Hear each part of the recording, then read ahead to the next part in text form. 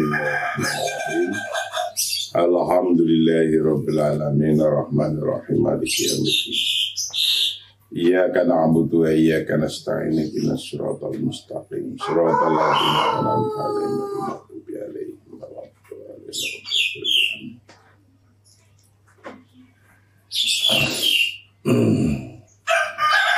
Pada bagian kajian yang lalu kita telah mengkaji tentang peran ekonomi Islam, ekonomi ketuhanan dalam memerangi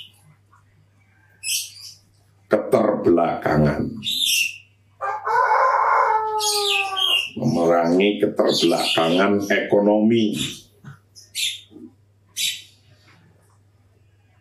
Memerangi keterbelakangan ekonomi itu yang pertama adalah at-tanmiyah iktisadiyah dzata bu'di jamahiri. Bagaimana mengembangkan ekonomi dengan melibatkan masyarakat. Intinya masyarakat yang harus digerakkan. Karena negara itu mau bisa disebut pertumbuhan ekonominya baik atau tidak baik, naik atau decline, itu kalau masyarakat ekonominya baik atau enggak baik. Jadi ekonomi masyarakat itu adalah amaliyah at-tanmiyah al-iktisadiyah laisat amaliyah faniyah fahasiba walakin amaliyah zati ba'di jamahiri. Tapi ekonomi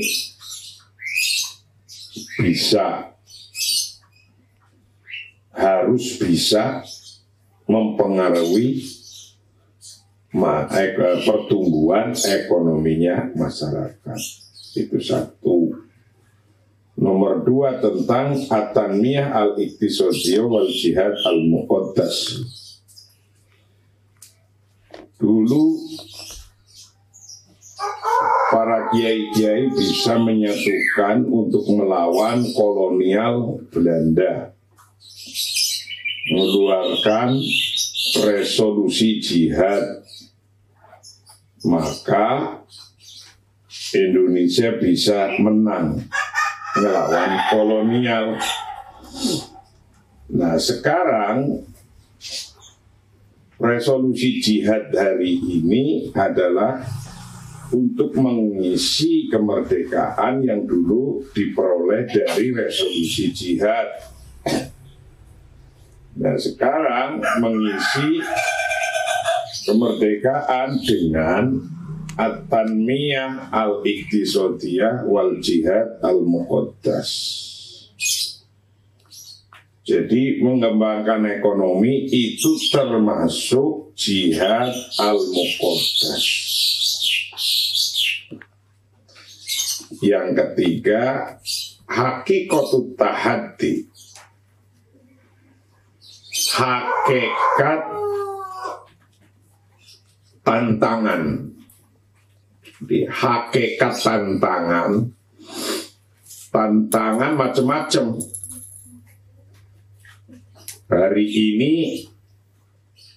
perangnya udah bukan perang bedil saja.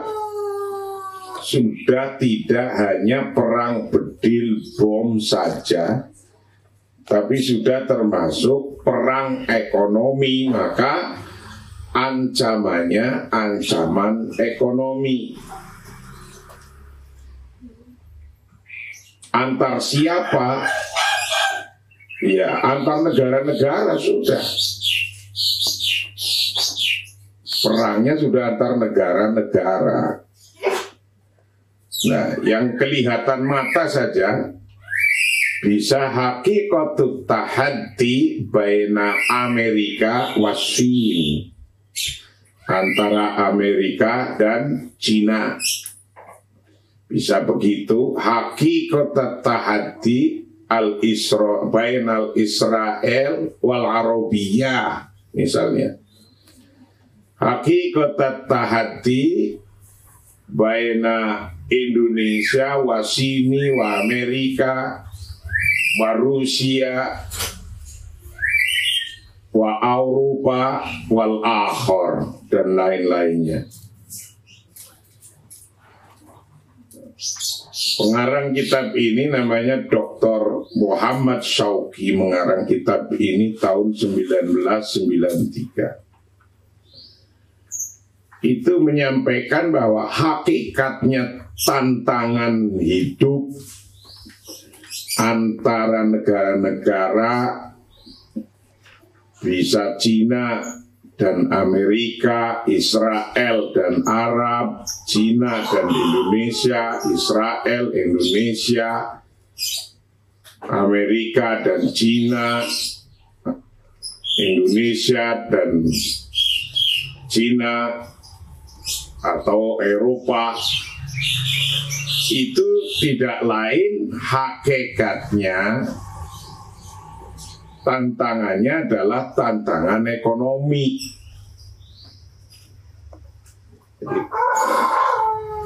Watazdadu ahamiyatul iktisadil islami, watazdadu dan menjadi tambah apa ahamiyatu iktisadil islami, pentingnya ekonomi Islam, ekonomi ketuhanan, wadaurihi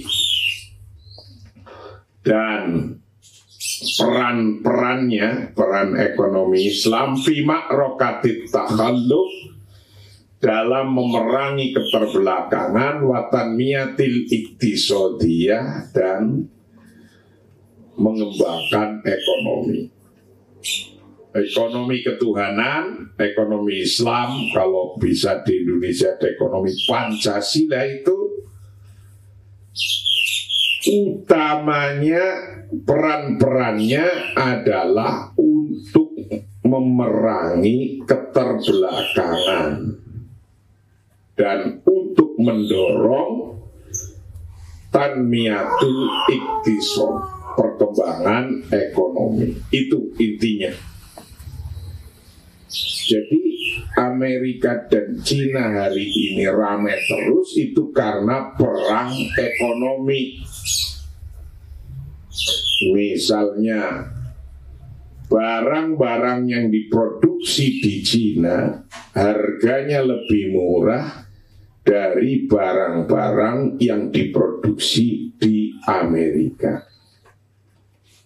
Maka barang-barang itu orang pasti akan milih produksi yang lebih murah, yang harganya lebih murah, dari tingkat yang paling kecil produksi, paling kecil sampai yang paling besar. Apa saja oleh pemerintah, oleh Cina sudah diproduksi secara masif dengan alat produksi yang modern. Saya semalam melihat di televisi, di Korea kehabisan kimchi. Kimchi itu makanan. Kimchi habis karena tidak bisa panen kol putih, kobis putih yang untuk bikin kimchi. Karena nggak panen itu. Nah, siapa yang bikin? Akhirnya Cina membuat pakai produksi alat berat teknologi, bikin kimchi pakai teknologi. Jadi nggak ada yang ngalahin, semua sudah pakai alat teknologi dibikin, gitu. Nah, maka ketika sudah memakai teknologi besar, harganya jadi makin murah. Khosotan binisbati lidawlil Arabiyah, khususnya untuk negara Arab. Ya sesungguhnya nggak hanya untuk negara Arab sih saja, termasuk lidaul Asia. di daul Eropa,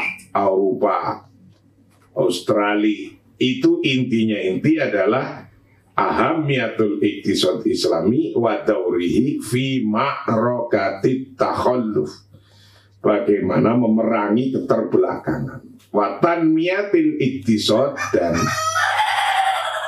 menggerakkan perkembangan ekonomi. Wadhalika ma talahidna, bermula hal itu tazdad ahamiyatul iktisad, ma talahidna, ketika kita menyadari bahwa anat tahaddal ladzi nalqahu, sesungguhnya tantangan alladzi nalqahu, yang kita menemui tantangan min kibali Israel, au kibali Sini, au kibali Amerika, au kibali Inggris, Almani, itu laisa tahaddiyan harbiyan faqat wa inama huwa asasan tahaddi iktisadi. Jadi ketika kita menyadari bahwa tantangan yang kita hadapi dari banyak negara, Indonesia, kita kan orang Indonesia, berarti menghadapi Amerika, menghadapi Cina, menghadapi Rusia, menghadapi negara-negara maju, Jepang, menghadapi Israel, itu mingki balil Israel laisa tahadian, tidak hanya disebut tantangan harbian fakot, tantangan perang saja, tidak. Jadi setiap negara ini tidak hanya menghadapi tantangan harbian fakot, tantangan perang saja. Jadi negara ini menghadapinya macam-macam. Tantangan perang antar satu negara dengan negara lain. Yang paling repot tantangan perang satu negara, yaitu masyarakatnya sendiri perang. Apa ada? Ya banyak sekarang ini. Jadi tantangan hidup di sebuah negara ini tidak hanya tantangan perang satu negara dengan negara lain. Seperti sekarang ini yang lagi mintrik-mintrik mau perang itu Cina dan Amerika. Nggak tahu jadi apa enggak ini perang yang beneran, yang pakai bom-boman dan dingdung itu kayak di Timur Tengah. Itu tantangan utamanya itu.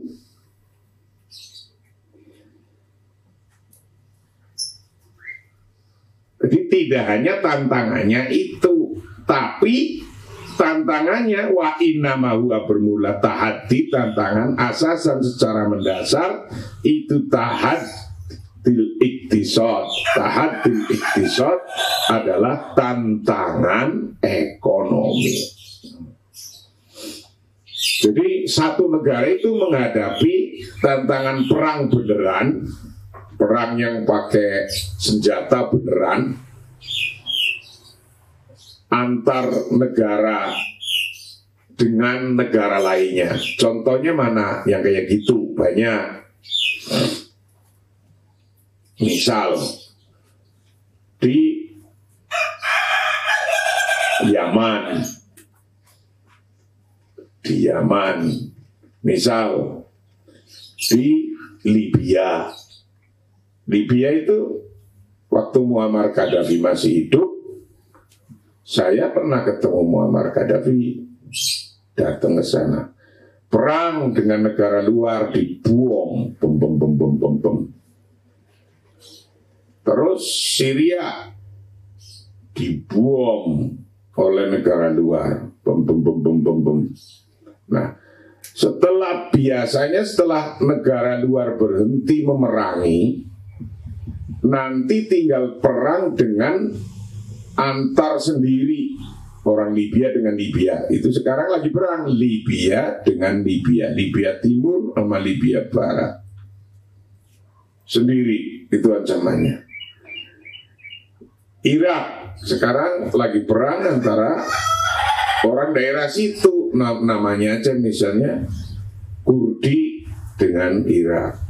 Yaman juga begitu. Syria juga sekarang lagi begitu. Nah itu berarti tantangan harbian. Itu namanya tantangan harbian, perang. Jadi ada perang satu negara melawan negara lain, ada perang bersenjata satu negara dengan satu negara sendiri, yaitu bangsanya sendiri. Tapi juga ada perang yang secara mendasar tantangannya adalah ekonomi. Jadi ada perang yang sungguhan, perang pakai senjata, bunuh-bunuhan, bom-boman, ada perang ekonomi. Nah, yang kita lihat dari ini, itu yang kelihatan nyata mata, kelihatan mata sekali adalah perang ekonominya Amerika dan Cina. Itu dahsyat sekali. Jadi misalnya kayak gini, teknologi handphone aja ada handphone. Amerika mengeluarkan Apple, Cina mengeluarkan produk Cina, macam-macam lah Cina. Apanya itu? Namanya macam-macam. Apple sama produk Cina harganya mahal Apple. Memproduksi Apple belum BIP,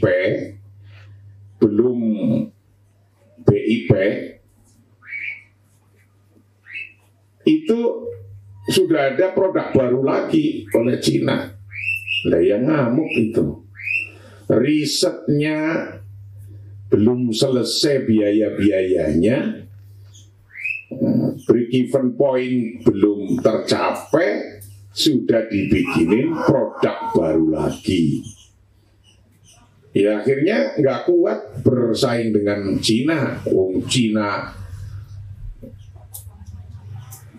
hampir 2 miliar penduduknya, ayo 1,5 miliar lebih digerakin. Amerika cuma 300 juta, Indonesia 258 juta di bawah Amerika.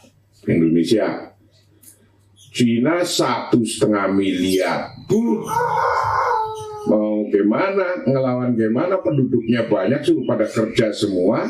Jadi produknya harganya lebih murah. Bikin apa saja, bikin baju, bajunya lebih murah. Bikin baja, bukan hanya baju, baja, besi, baju baja, harganya lebih murah. Bikin biji, bijinya lebih murah. Maka perang dagang namanya. Nah itu laisa tahadian harbian faqat, bahwa negara menghadapi negara lain itu bukan tantangannya perang saja. Wa inama huwa, tetapi sesungguhnya tantangan yang asasan secara mendasar itu tahadil iktisodi, ancaman atau tantangan ekonomi. Contohnya fa Israel tangsudu saytorah iktisadiyah alal mantiqah arabiyah. Misalnya Fasini tangsudu saytorah al-iktisadiyah ala Indonesia. Farusi Rusia tangsudu saytorah al-iktisadiyah ala Qatar, ala Syria, ala Arabi Syarqil Awsat. Itu negara-negara itu, fal Israel, fa Indonesia, fa Rusia, fa Cina, fa Amerika, itu tangsudu mendorong,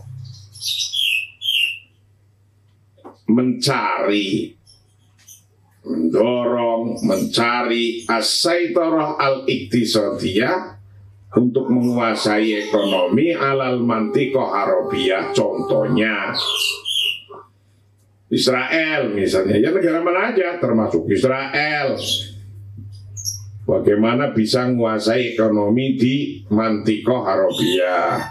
Rusia bisa menguasai di Syria. Amerika bisa menguasai ekonominya di Arab Saudi misalnya.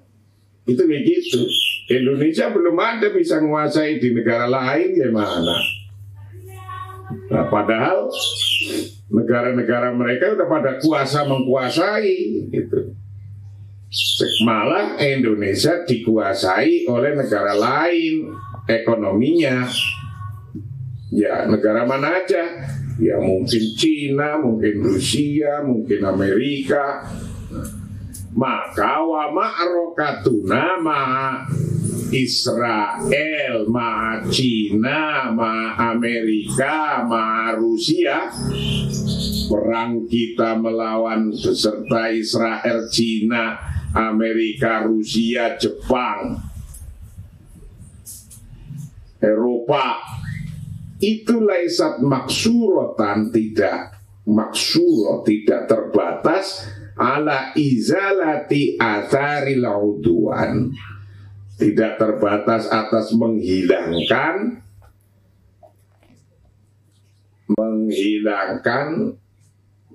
bekas-bekasnya musuh. Itu tidak hanya menghilangkan musuh yang secara zahir, itu tidak hanya begitu. Wa innamahiyya, tetapi sesungguhnya ma'rokatuna, peperangan kita itu tattasil sampai atau perang kita bitakhallufina, dengan keterbelakangan kita al-iktisodi, secara ekonomi.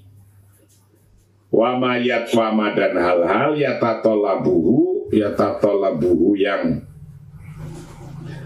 membutuhkan pada min darurati tanmiyatil iktisadiyah al-ajilah, dari keharusan, kebutuhan pengembangan ekonomi, dari keharusan pengembangan ekonomi al-ajilah yang mendesak,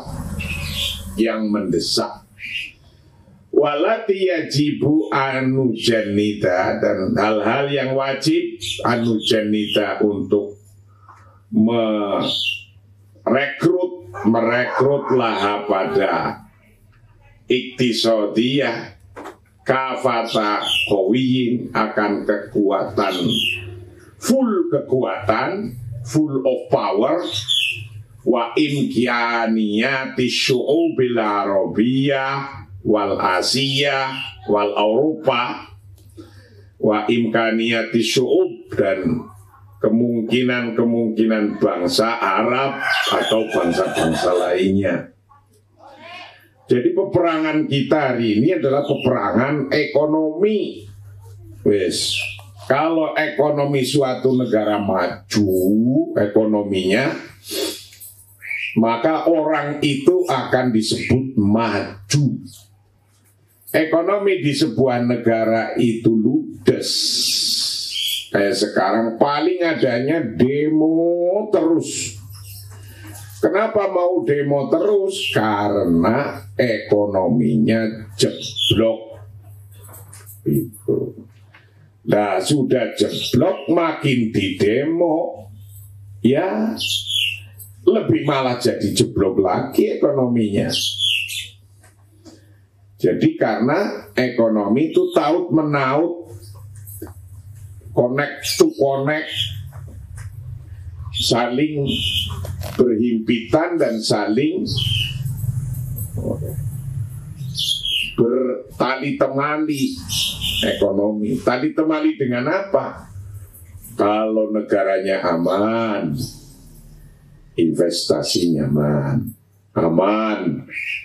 Bukan hanya aman fisik, tali temali lagi setelah dengan aman itu adalah dengan nyaman.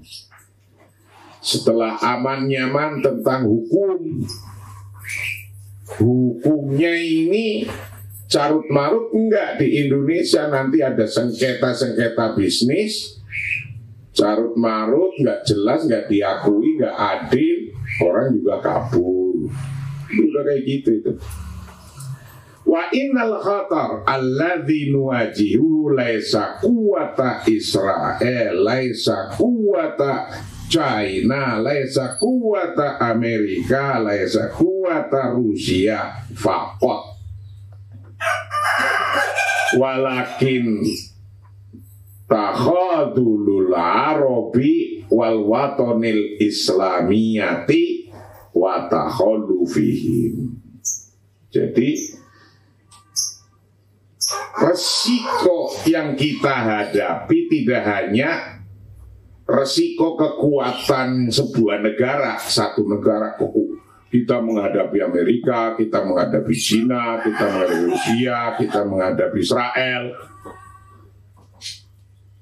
Tidak hanya resiko itu doang, tapi resiko kita termasuk resiko takhadulul Arabi wa takhadulul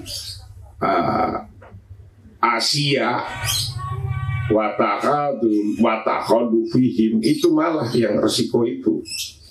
Wa inal khatar, sesungguhnya resiko-resiko aladin wajiu yang kita menghadapinya, menghadapi resiko itu laisa kuwata Israel wa Cina wa Amerika, bukan hanya kekuatan Israel, bukan hanya kekuatan Amerika, bukan hanya kekuatan Cina, bukan hanya kekuatan Jerman. Walakin takhadulul Arabi, tetapi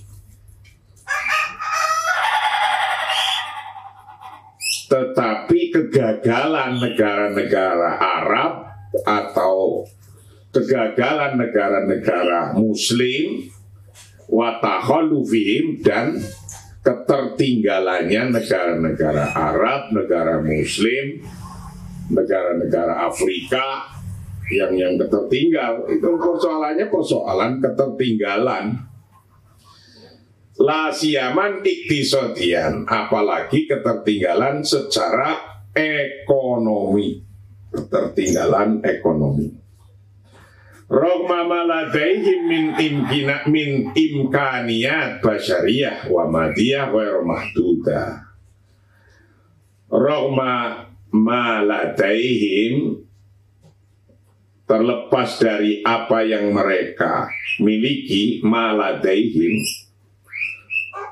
terlepas dari apa rohmama ladaihim yang mereka miliki, min imkaniyati basyariyah, dari potensi sumber daya manusia, min imkaniyatin basyariyah, dari potensi sumber daya manusia, wamadiyah, dan sumber daya materi ghair mahdudah, yang tidak terbatas. Jadi kekhawatiran kita menghadapi negara-negara lain yang akan menyerang kita dengan perang beneran, tapi juga kekhawatiran kita, resikonya adalah secara ekonomi. Sebagaimana kita ini terlepas mempunyai sumber daya ekonomi yang kuat dan besar, tapi teknologinya terbatas. Misalnya begini, Indonesia apa saja ada, ke laut, di laut ada macam-macam sumber makanan, ikan jenisnya apa saja ada di Indonesia. Dan 24 jam, 12 bulan setahun bisa kerja di laut Indonesia. 24 jam, 12 bulan setahun bisa kerja. ditanami apa saja tumbuh. 24 jam, 12 bulan setahun bisa kerja. Coba kalau di Amerika atau di Inggris sana di utara itu kerjanya cuma 6 bulan dalam 1 tahun. Karena 6 bulannya sudah salju, dingin gak bisa kerja. Nanem ya setengah tahun aja, setengah tahunnya gak bisa kerja. Ke laut ya setengah tahun aja, setengah tahunnya sudah nggak bisa kerja. Ayo, di Indonesia mestinya jadi orang kaya raya semua, mestinya hebat-hebat mestinya ini. Kenapa? Lautnya, ikannya macam-macam variasinya, banyak ikan semau-maunya. Ikan di laut bisa diambil 24 jam, 12 bulan. Mestinya orang Indonesia kaya raya. Begitu pula daratannya, bisa ditanemin apa saja tumbuh. Bisa ditanami 24 jam kamu kerja bisa. Pakai teknologi. Nah, selama 12 bulan bisa ditanemin apa saja itu. Nanam apa saja bisa macam-macam kapan saja. Nah, anehnya orang Indonesia kok tetap miskin-miskin ini. Itu. Nah, mereka itu kalau melihat Indonesia, mestinya hebat-hebat orang Indonesia. Bumi, tanahnya, iklimnya itu mendukung semua untuk jadi orang kaya raya. Nah, tapi kenapa ya miskin-miskin? Karena kekurangan sentuhan teknologi. Nanam padi masa pakai cangkul ceklak cekluk. Terus manen padi masih pakai arit nyik digebukin but pakai tangan ya. Itu kalau di negara maju itu nanam padi itu alatnya bisa 10 meter jalan gitu, balik lagi berarti 2 orang naik di satu teknologi untuk nanam 100 hektar itu sehari selesai. 100 hektar ya 1 minggu selesai dengan nyangkulnya. Begitu pula manennya pakai teknologi. Nah, di Indonesia masih pada seperti orang yang namanya Marhen zaman Bung Karno. Jadi kesimpulannya, tantangannya adalah tantangan ekonomi.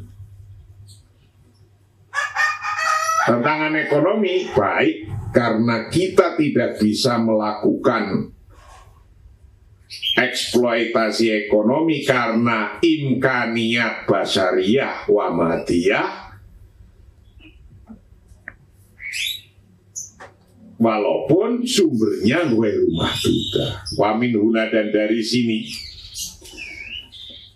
natabayanu kami menjelaskan ahamiyatal wihdatil arabiyah asyamilah wa anna wahdatun hatmiyatun muqaddasah wa anna la yatlubu hatta rifaqat wa inna ma yaltazimuhal mustaqbal qabla tarikh fi asri lam ta'ud fihi lil kiyanat as-saghirah makan. Jadi kalau kita lihat karena peperangan ekonomi kayak gini, ini buku ini dikarang tahun 93 oleh Muhammad Shawki saja sudah menceritakan pentingnya kita bersatu.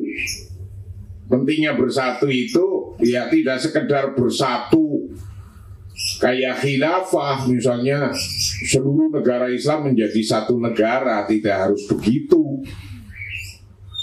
Tapi bersatunya kayak Eropa itu kan ada 24 negara atau berapa bersatu dalam hal ekonomi.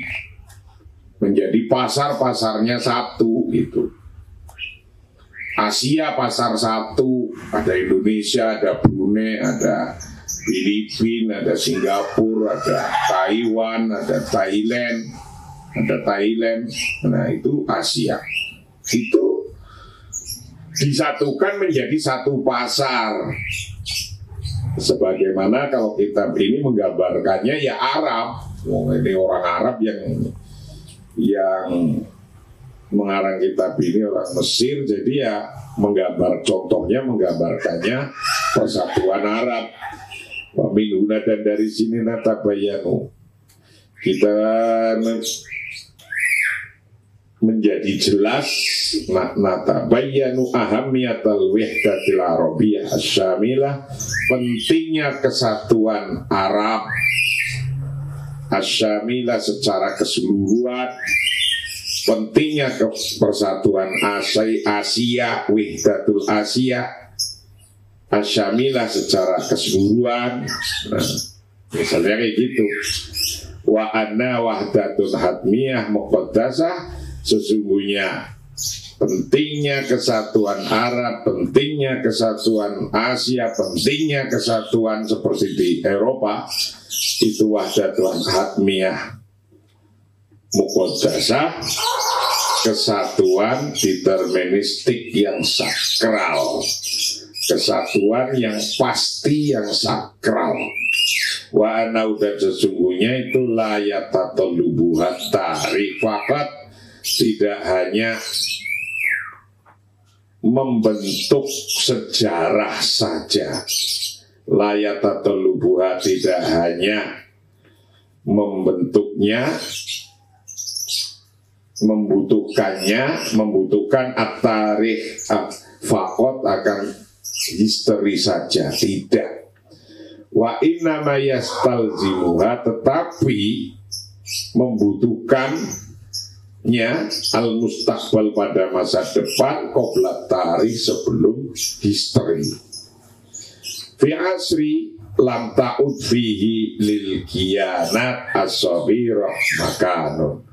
Fi asri, dalam suatu era, lam ta'ud fihi, yang tidak kembali pada era, lil kiyanat as-saghirah, pada komunitas-komunitas atau entitas-entitas kecil, apa makanun, satu tempat. Jadi ancamannya itu komunitas-komunitas kecil itu menjadi punya ancaman besar.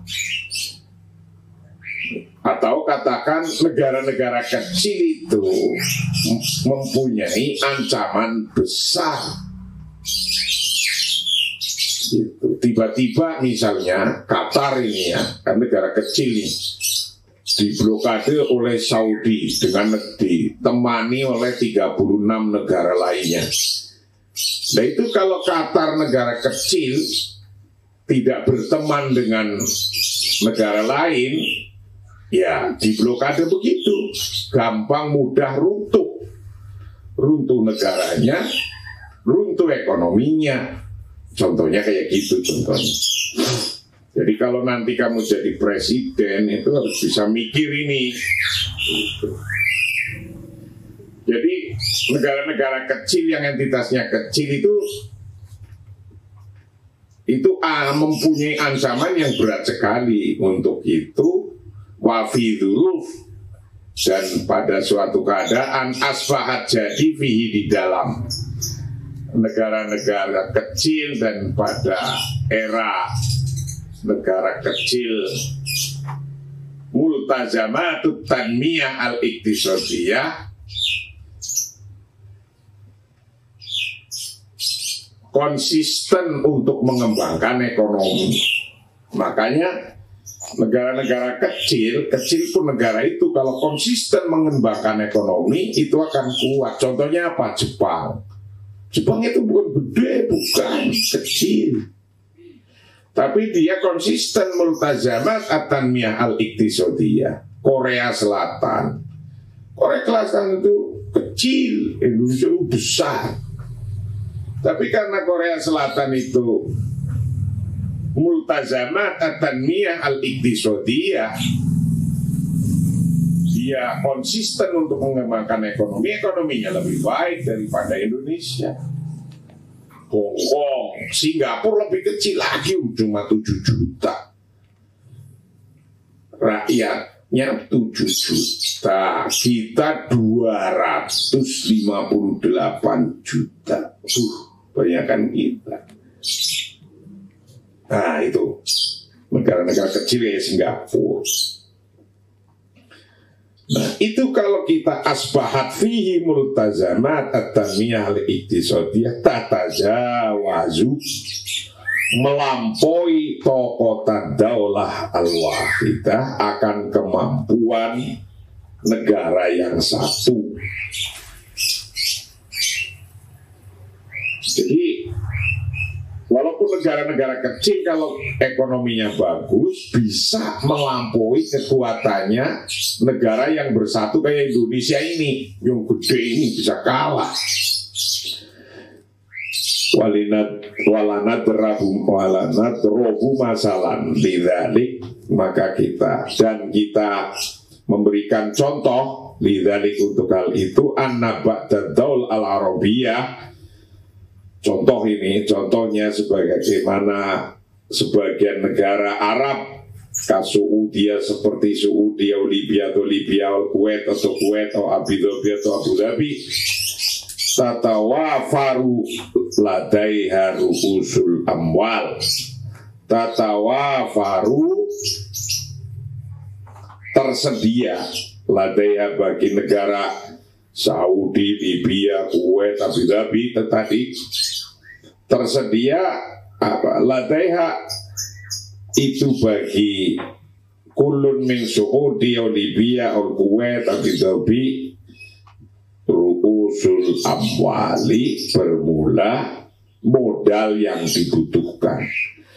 Negara-negara ini negara kaya, dia punya modal al-lazimah yang tetap, litanmiyah untuk mengembangkan, fihin yang khusuha, di mana ketika kekurangan untuk tanmiyah yang khusuha aliyad al-amilah, kekurangan tenaga kerja, aliyad al-amilah tenaga kerja, wal khubroh al-faniyah, dan kekurangan pengalaman teknis. Ada negara-negara yang punya duit, punya amwal al-lazimah di tanmiyah, tapi kekurangan tenaga kerja dan kekurangan pengalaman teknis misalnya. Bikilah vital ukro, berbeda dengan negara yang lain, contohnya Misri seperti Mesir, Indonesia,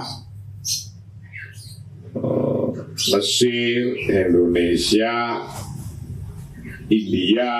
Ladaiha bagi Mesir, Indonesia, India punya aliyad al-amilah az-zaidah, punya sumber tenaga kerja yang lebih. Aliyad al-amilah, tangan yang kerja, sumber tenaga kerja yang lebih, manpower yang lebih. Wal khubroh al-faniyah, dan punya pengalaman teknis yang lebih. Fikir yang kusuha ra'sul mal, tapi ketika itu kekayaannya, modalnya cukup. Yang kusuha kekurangan, fikir yang kusuha apa ra'sul mal, kekurangan modal. Ada negara yang punya banyak hartanya nggak bisa kerja karena masyarakatnya kurang. Ada negara yang kelebihan tenaga kerja tapi tidak punya sumber daya, ra'sul malnya kurang. Lalu gimana ketika gitu? Nah itulah esensi Allah, Tuhan menciptakan yang berbeda-beda agar saling lita'arofu, agar saling bisa ta'aruf, saling bisa kenal. Yang nggak punya ra'sul mal, yang nggak punya harta banyak, tapi punya tenaga manusia yang banyak, dikirim kerja di situ. Jadi Indonesia kerja di Saudi, Indonesia kerja di Abu Dhabi, Indonesia kerja di negara-negara Kuwait, Saudi. Itu artinya ketika Indonesia punya yadul amilah az-zahidah wal khubroh al-faniyah, sementara Saudi, Kuwait, Abu Dhabi yang usuha lebih sedikit, tapi mempunyai roksul mal yang banyak.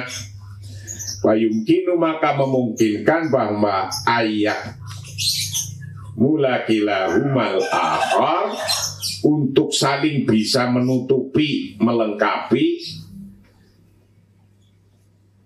apakilahuma kedua belah pihak negara yang berlebihan dan yang kekurangan al-akhoro pada hak negara lainnya.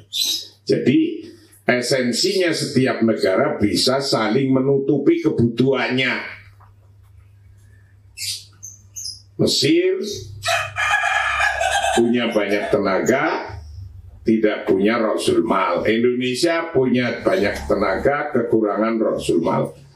Negara lain punya rasul mal, nggak punya tenaga. Ya sudah, itu saling tukar menukar. Watatahaqqaqo bidzalik at-tanmiyah al-iqtisadiyah, watatahaqqaqo, dan menjadi nyata bidzalika, dengan hal tadi saling membutuhkan antara dua negara, apa at-tanmiyatul iqtisadiyah, pengembangan ekonomi, wanuqti, dan kita memutus alat takhalluf, atas keterbelakangan, alladzi huwa jauharus syara'ina, yang menjadi inti perjuangan kita. Inti perjuangan kita ma'a Israel, ma'a Amerika, ma'a Sin, ma'a Rusia. Jadi perjuangan kita melawan penjajah mana saja.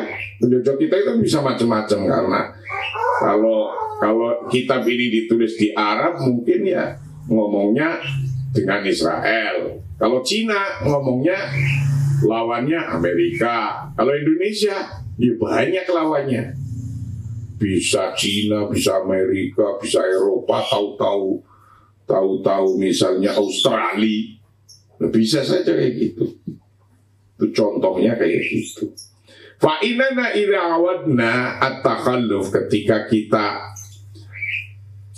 mengimbangi, membiasakan atau mengimbangi at-takhalluf al-iqtisadi, akan keterbelakangan ekonomi, la ta'udu Israel, la ta'udu Amerika, la ta'udu Sini, la ta'udu Rusia. Kalau kita bisa mengimbangi, menghabisi keterbelakangan kita, mau Israel, mau Amerika, mau Cina, mau Rusia, itu nggak akan kembali berantem secara kayak gitu lah, enggak. Waman yakunu waro'aha, dan orang-orang di belakangnya khatran alaina, karena khawatir terhadap kita. Jadi waman yakunu waro'aha itu banyak. Misalnya waman yakunu waro'aha Saudi, itu Amerika. Waman yakunu waro'ah Syria, itu sekarang adalah Rusia. Waman yakunu Qatar, itu Rusia. Waman yakunu Kurdi, waman yakunu. Jadi orang di belakangnya setiap kekerasan, setiap apa, itu ada backupnya. Itu ada backupnya. Maka ketika suatu wilayah di Indonesia lagi ramai kayak di Papua hari ini, pasti itu ada backupnya juga. Maka yang terpenting tidak hanya cukup ngurusi Papua, orang Papua saja. Yang backup Papua di belakangnya siapa itu yang harus diselesaikan. Begitu. Yang backup Papua harus diselesaikan, dihubungi, nggak cuma ngurusi orang Papua saja. Waman yakunu waro'aha, orang-orang di belakangnya atau negara di belakangnya itu diselesaikan. Apa ada? Pasti ada. Kejadian di Libya belakangnya siapa? Ada. Kejadian di Syria belakangnya siapa? Ada. Kejadian di Israel belakangnya siapa? Pasti ada. Kejadian di Yaman, Houthi belakangnya siapa? Ada. Ya ada. Iran. Nah ini waman waro'aha ini. Wasana kunu qadirina alal muwajahat. Dan sehingga kita akan mampu qadirina, mampu alal muwajahati untuk menghadapi wasatakunu an-natijah fin nihayah li sholihina. Wasatakunu dan akan ada apa natijah itu hasilnya fin nihayah pada akhirnya li sholihina untuk keuntungan kita. Nah, kita intinya harus memahami itu. Di belakang sebuah negara A, B, C, D, siapa di belakangnya? Jadi jangan kita cuma melihat, oh kita berantem sama Malaysia. Nah, sementara di belakang Malaysia ada siapa? Tidak boleh kayak gitu. Kita tidak boleh hanya tahu dengan Malaysia, belakangnya ada siapa. Kita tidak boleh hanya tahu kenapa di Papua rame terus. Kita nggak boleh tahu hanya kayak gitu doang, nggak boleh. Karena sesungguhnya di belakangnya ada siapa. Wa mayakunu waro'aha. Itu yang harus diselesaikan, Pak Presiden. Wa annahu likayatimu dzalik. Wa innahu dan sesungguhnya likayatimu dzalik agar supaya sempurna apa dzalik hal itu labuda wajib anudrika untuk kita bisa waspada jayidan dengan baik. Untuk kita bisa tahu apa yang terjadi dan siapa backupnya, maka kita harus memahami dan kita harus waspada dengan baik bahwa annal wihdah al-arabiyah asyamilah, sesungguhnya persatuan Arab secara keseluruhan, asyamilah, persatuan Arab secara keseluruhan, itulah tafrudu, tidak memaksakan, la tufridu, jangan dipaksakan. Kalau kita hanya tenaga kita hanya untuk memaksakan persatuan itu tenaganya habis. Kalau hanya memaksakan persatuan antar negara dengan negara lain. Kama annaha sebagaimana annaha sesungguhnya wahdah al-arabiyah asyamilah, contohnya ini la takunu tidak ada apa wahdah islamiyah, wahdah arabiyah asyamilah bisya'arat wal awatif, itu hanya soal jargon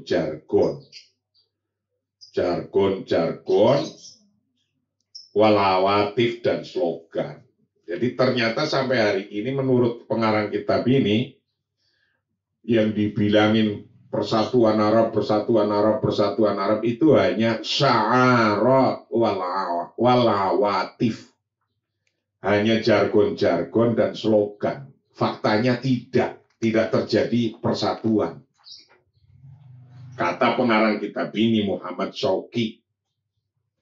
Wala tatahaqqaqa, dan tidak terrealisasikan, tidak menjadi nyata bituruqis siyasah, dengan jalan politik, wa mukhtaliful askal al-dusturiyah, dan dengan berbeda-bedanya konstitusi.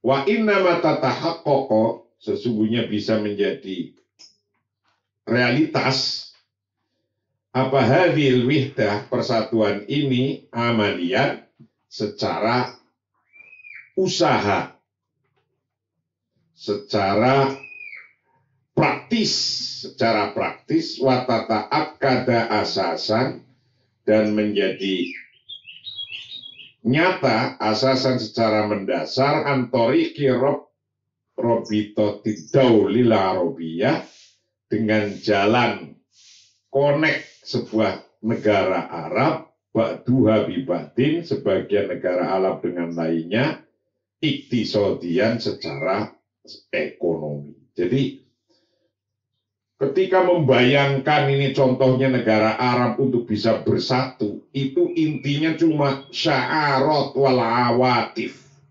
Hanya jargon-jargon, slogan-slogan saja itu. Ternyata nggak jadi. Kenapa? Untuk menyatukan secara sia-sia dan secara askal ad-dusturiyah, menyatukan secara politik dan beda-bedanya konstitusi masing-masing, itu susah. Untuk satu semacam itu susah. Tapi kalau mau untuk menyatukan itu, mestinya jangan siasah dusturiyah, tapi ekonomi saja, amaliyat, torik,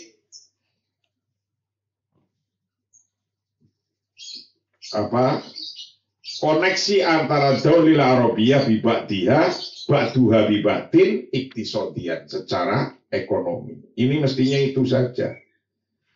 Inna wahdata wilayati syu'ubi almaniyah.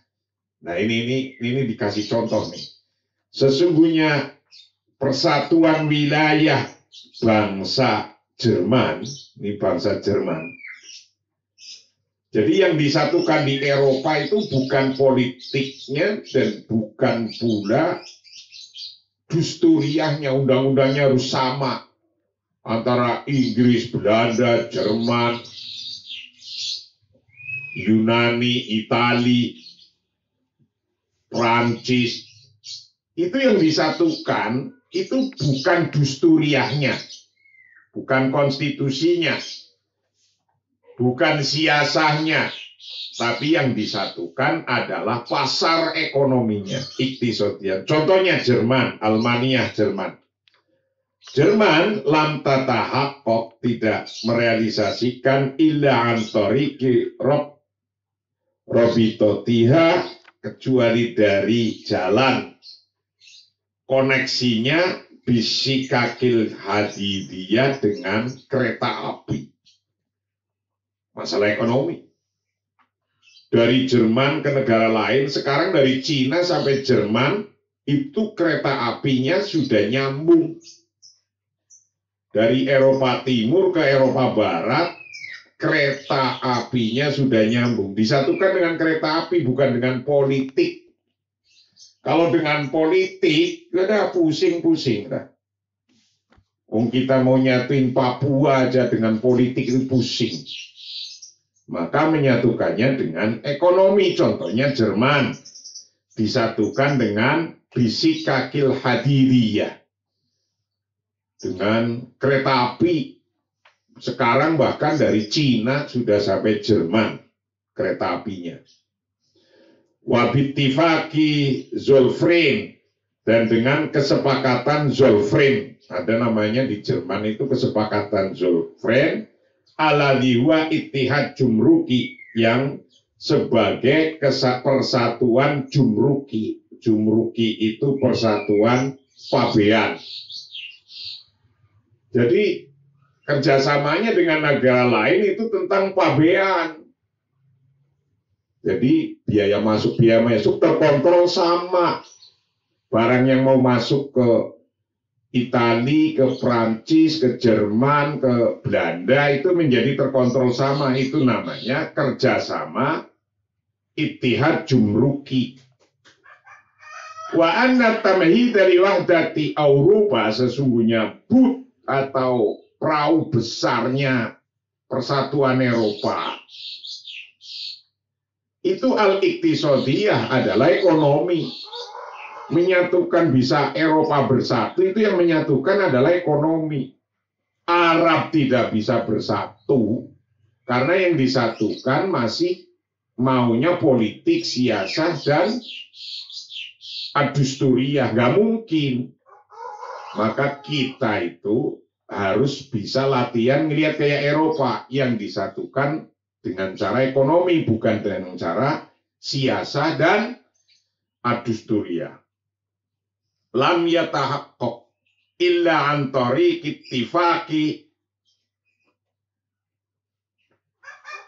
binolex.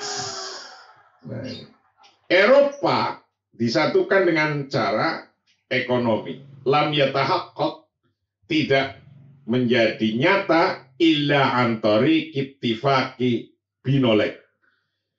Eropa tidak bisa nyata kecuali dengan cara kesepakatan Binolex.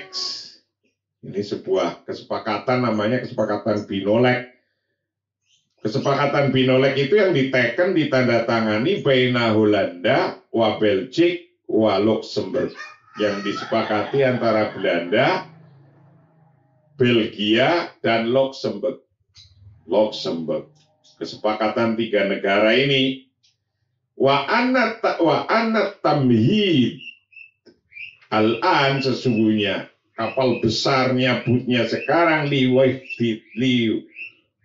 wihdati Eropa, untuk menyatukan Eropa asyasa secara politik, yakhudhu majarohu antori kisukil Europiyah al-mustarika. Yakhudhu mengambil, majarohu pada jalannya, antori kisukil Europiyah dari jalan pasar Eropa al-mustarokah yang bersama-sama. Jadi kesepakatan ittifaq antar negara Eropa itu bukan sebagai politik kenegaraan, politik undang-undang, itu tidak, hanya dilakukan sebagai mengambil jalannya adalah Thoriq as-Suq Arabiyah, menjadi pasar bersama saja, menyatu menjadi pasar bersama. Jadi kalau Jerman punya produk apa bisa dijual ke negara mana saja dengan mudah. Kompetisinya kayak gitu. Prancis punya produk apa bisa dijual ke Jerman kayak gitu. Begitu pula mestinya Indonesia jangan hidup sendiri aja. Kita bergaul sama negara lain. Kita bisa jualan karena Indonesia masyarakatnya banyak, mestinya harga-harga yang diproduksi di sini lebih murah seperti di Cina. Mestinya kayak gitu. Tapi kok ya tetap kebalik itu piye toh iki. Wa anna nuhudul Yaban, sesungguhnya kebangkitan Jepang ba'da hazimati hal mungkara, setelah kekalahannya Jepang, al-mungkara yang diingkari, fil harbil alamiyah, dalam perang dunia kedua, setelah Jepang dibom di perang dunia kedua, wa tahdiyuha al-yawm li Amerika, dan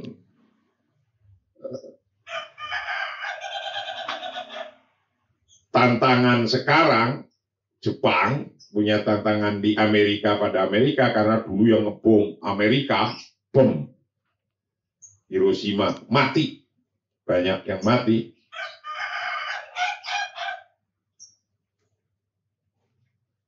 Wafurido, dan memaksakan iroda taha, pada keinginannya, alal mujtama ad-dawli, pada masyarakat dunia internasional, mujtama ad-dauli, dunia internasional, innama kana natijah hatmiyah, sesungguhnya ada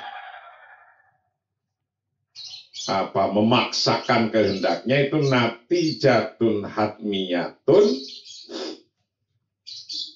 hasil yang tak terhindarkan,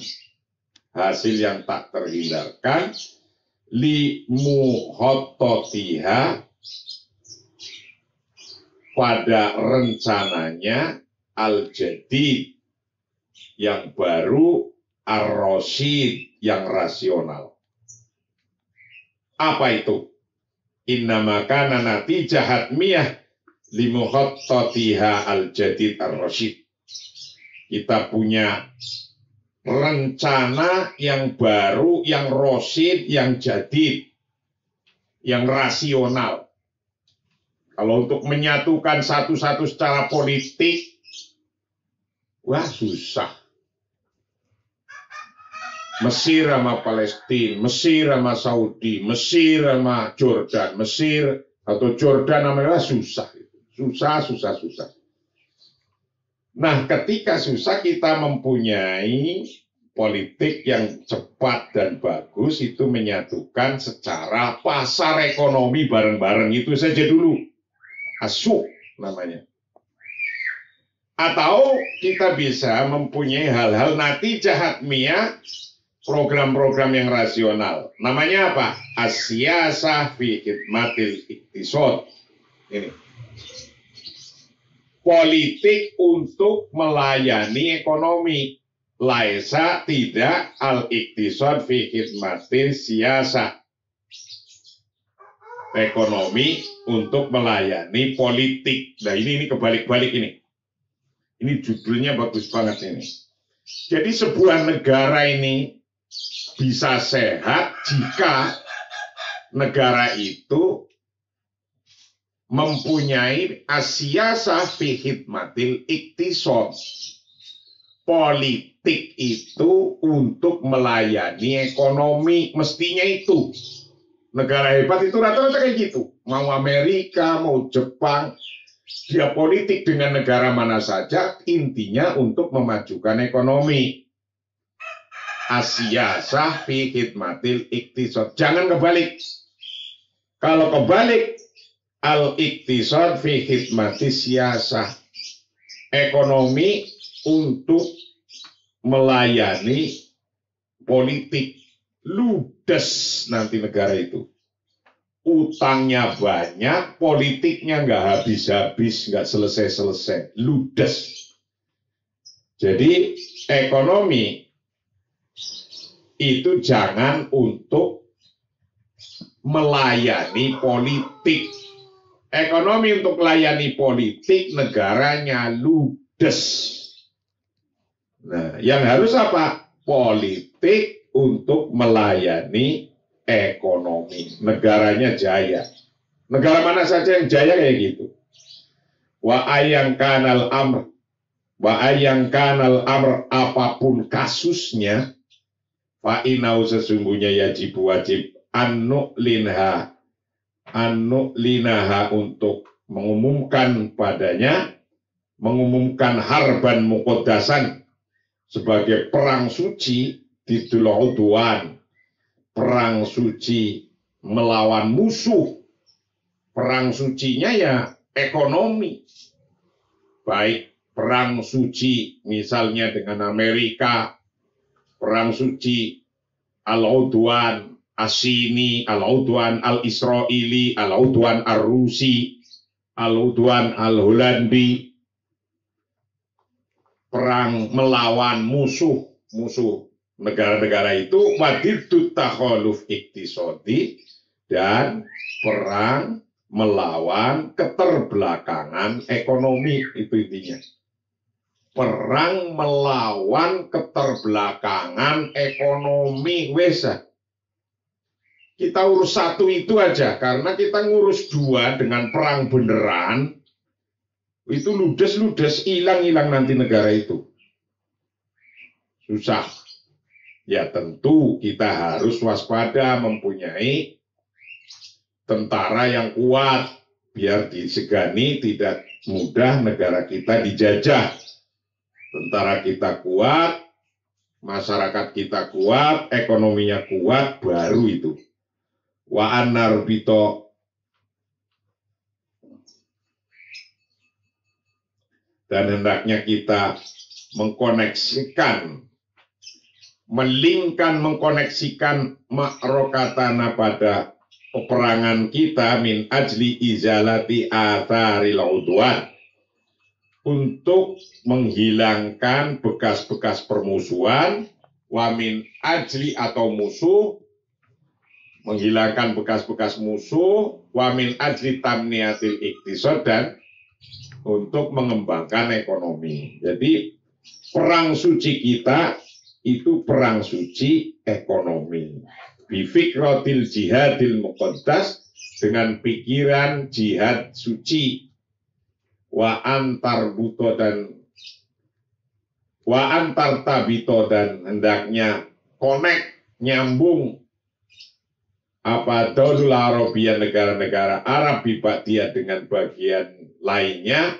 Ini contohnya negara Arab iktisodian secara ekonomi, kahutwati ula asasiyah, kahutwati ula sebagaimana langkah awal asasiyah yang penting, yang mendasar, wakaab soritoriki, dan sebagai jalan yang terpendek, yuk dia hatman ilartibatiha sia-sian, yang sampai hatman secara pasti ilartibatiha pada koneksinya sia-sian secara politik.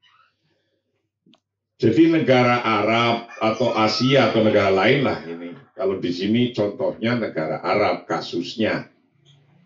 Itu yang harus dikoneksikan hari ini adalah bagaimana perang sucinya adalah perang suci ekonomi. Bifikroh al-jihad al-muqaddas. Itu perang sucinya hari ini. Karena apa? Karena kalau ekonominya kuat, walaupun negara itu kecil, ekonominya kuat. Ini kita bisa lihatlah, aman-aman aja. Jepang, aman. Korea, aman.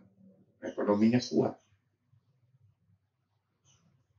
Nah, kalau ekonominya sudah mulai ludes, wah itu udah mulai takut tuh. Lihat di Timur Tengah itu sudah ekonominya ludes, mudah dikooptasi oleh negara lain. Syria, tahu-tahu perang. Yaman, tahu perang. Libya nggak selesai-selesai. Irak nggak selesai-selesai. Karena apa? Ekonominya ludes. Coba kalau kuat. Insya Allah kalau ekonominya kuat, ya kuat lah. Nah sekarang coba dibalik, jangan kita berantem terus, tapi judulnya sekarang adalah Asia Safi Khidmatil Iktisad, politik untuk melayani ekonomi. Walaisa, bukan al-iktisad fi khidmatis siyasah. Bukan ekonomi untuk melayani politik. Biasanya di negara berkembang begitu, ekonomi untuk melayani politik. Habis untuk ngurusi demo terus. Habis untuk membayari politik terus. Mestinya politik untuk pengembangan ekonomi. Itulah intinya. Wallahu a'lam bishawab.